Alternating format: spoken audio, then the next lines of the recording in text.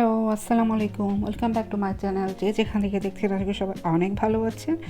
দেখতে দেখতে আমরা অলমোস্ট 15 রোজার কাছাকাছি চলে এসেছি। আলহামদুলিল্লাহ, রোজা আল্লাহ পার করে দিচ্ছেন, সবাইকে আশা করি সুস্থ রেখেছেন। এই কেমনে আজকের ভিডিও শুরু করছি। আজকে নিয়ে আসলাম প্যাকেট মশলা এবং ইনগ্রিডিয়েন্টসে হালিম রেসিপি। আজকে আমি শান যে হালিম মিক্স পাওয়া যায় সেটাতে করেছি। আর অবভিয়াসলি আমি আমার মতো একটু তড়কা দিয়েছি, প্যাকেটে যেভাবে বলেছি সেভাবে করিনি, একটু অন্যরকমভাবে করেছি, বাট স্বাদে এটা কোনো অংশে কম নয়। আশা করি আপনাদের এটা ভালো লাগবে আমার রেসিপিটা। সো লেটস মেক ইট, শুরু করা যাক। তো এখানে যেটা হয়, শান প্যাকেট যদি কেউ ইউজ করে থাকেন কিংবা আগে দেখে থাকেন, এটা ওই যে এরকম হালিমের ইনগ্রিডিয়েন্টস আসে আর মশলা আসে। তা মশলা দিয়ে আমি মাংসটা রান্না করে নেব। আর এটার ভেতরে আছে গম আর ডালের মিশ্রণ।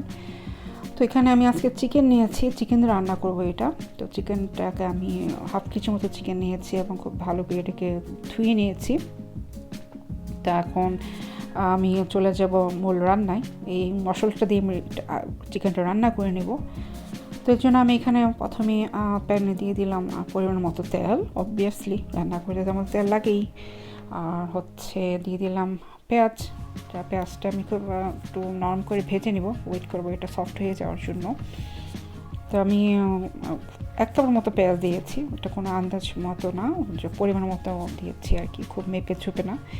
আর পেঁয়াজটা যখন সফট হয়ে আসলো তখন আমি একটু আদা রসুন দিয়ে দিলাম 1 টেবিল স্পুন করে।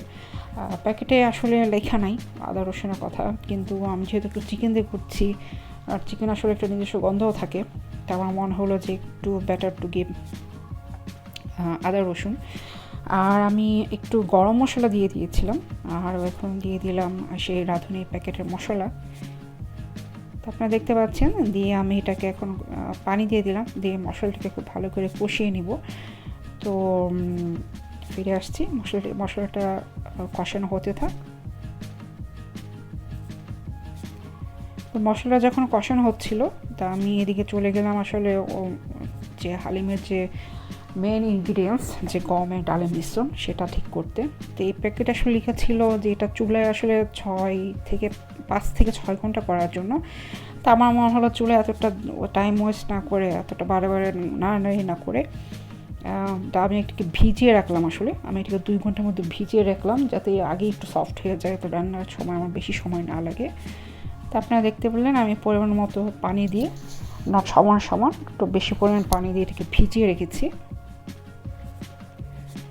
আর এরই ফাঁকে চলে আসলাম, মশলাটা কষানো হয়ে গেল। তো এখন সেই মশলাতে আমি সেই মুরগির মাংসগুলো ছেড়ে দিলাম। আমি এটা আজকে লেগ এন্ড থাই নিয়েছি। আর এটা তো আসলে ব্রয়লার মুরগি, ফার্মের মুরগি, হতে বেশিক্ষণ লাগবে না। তো ফার্মের মুরগি বেশিক্ষণ লাগে না আমরা জানি। তো আমি এটাকে প্রথমে একটু মশলা এতে ভালো করে কষিয়ে নিব। কষিয়ে নেওয়ার পরে আমি এতে পরিমাণ মতো পানি দিয়ে দিব। আপনারা দেখতে পাচ্ছেন আমি একটু কষিয়ে নেওয়ার পরে পানি দিয়ে দিলাম। আমি পানিটা খুব অল্প পরিমাণ দিলাম, কারণ এটা পরে আমি হালিমে ওই ইনগ্রিডিয়েন্টস দিব আর মিশাবো। আর ওই চিকেন সিদ্ধ হতে খুব বেশি সময় লাগে না, আমরা সবাই জানি, বিশেষ করে ফার্মের মুরগি, সেজন্য পানিটা আমি খুব বেশি পরিমাণ দিইনি, সমান পানি দিলাম এবং দিয়ে এটাকে এখন আমি রান্না করে নেব। তো মাঝে মাঝে আমি একটু নেড়ে চেড়ে দিচ্ছিলাম, দেখছিলাম কেমন হয়েছে। তো অনেকটাই হয়ে এসেছে চিকেনটা, আর এটা বলার অপেক্ষা লাগে না। তারপর আমি একটু উল্টে পাল্টে দেখাচ্ছি যে এটা আসলে অলমোস্ট হয়ে গিয়েছে। তো আমি ঝোলটা একটু কমে আসলে এটাকে আমি আসলে চুলা অফ করে দিয়ে নামিয়ে নিব। আর এটা সেই যে ভিজিয়ে রেখেছিলাম, আপনারা দেখতে পাচ্ছেন যে ডিফারেন্সটা, ভিজে আসলে অনেকটাই মানে বড় হয়ে উঠে এসেছে, নরম হয়ে দারাম হয়ে উঠেছে, মানে সফট হয়ে গিয়েছে। তো আমি একটু পরিমাণ মতো লবণ দিয়ে দিলাম, খুব বেশি লবণ দিলাম না, কারণ প্যাকেটে মশলা লবণ ছিল। আর দিয়ে আমি এটাকে চুলায় বসিয়ে দিলাম। তো চুলায় আমি এটাকে এখন প্যাকেটে গায়ে যেরকম লেখা ছিল এটাকে সিদ্ধ করার জন্য, সেই প্রসেসেও চলে আসলাম। তা আমি জাস্ট একটু উঠিয়ে দেখালাম, দেখেন এটা ভিজে রাখার কারণে অনেকটা নরম হয়ে এসেছে, সফট হয়ে এসেছে। তা আমি আশা করছি এটা রান্না করতে আসলে আমার খুব বেশি এখন সময় লাগবে না। তো মাঝে মাঝে জাস্ট আমি এরকম নেড়ে চেড়ে উল্টে নেড়ে চেড়ে দিচ্ছিলাম। তো এটা আসলে তো ভিডিওতে দেখানো কিছু নাই, মনে হলো ভিডিও লং হয়ে যাবে, আমি জাস্ট একটু দেখালাম, একটু এন্ডিং পর্যায়ে আমি দেখাচ্ছি আপনাদের। এটা অনেকটা হয়ে এসেছে, যে দেখেন অনেকটা ভেঙে ভেঙে এসেছে, আমি একটু ভেঙেও দেখাচ্ছি একটা টিপ দিয়ে। তো ডাল দেখেন অনেকটা হয়ে এসেছে। তো আমি এটাকে খুব ভালো করে আরেকটু নেড়ে চেড়ে নিয়ে আরেকটু পরিমাণ গরম পানি দিয়ে দিয়েছিলাম, যেহেতু এটা চুলে আছে, আর গরম পানি দিয়ে দিলাম যাতে আরেকটু ভালো করে সিদ্ধ হয়ে যায়। তা আমি এটাকে একটা ডাল ঘুটনি দিয়ে খুব ভালো করে স্ম্যাশ করে নিচ্ছি। আর আপনারা চাইলে যেটা করতে পারেন,